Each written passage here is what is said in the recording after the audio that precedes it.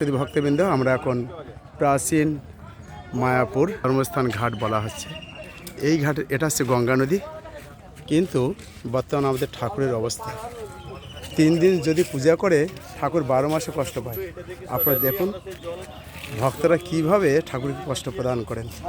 জগন্নাথ বলদেব, গৌরনিতাই, সরস্বতী দেবী, লোকনাথ বাবা, বজরংবলী, এই হিন্দুদের অবস্থা।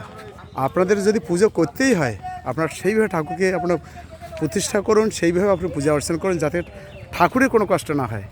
ঠাকুর কষ্ট পায়, দেখুন অবস্থা ঠাকুরের।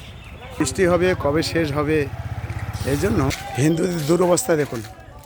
হিন্দুরা যদিও কষ্ট করে, তা ধর্ম বলছেন, কিন্তু ঠাকুরের অবস্থা দেখুন, মায়ের অবস্থা। তা আপনার অত্যন্ত সাবধানতার সহিত যত্নের সহিত আপনার ভগবানকে পূজা করুন, খুশি করুন, তাহলে ভগবানের আশীর্বাদ পাবেন। না হলে আপনার লক্ষ্মী ছাড়া হয়ে যাবে। এই জন্য অবশ্যই করে ঠাকুরকে সযত্নে পূজা অর্চনা করুন। হরে কৃষ্ণ।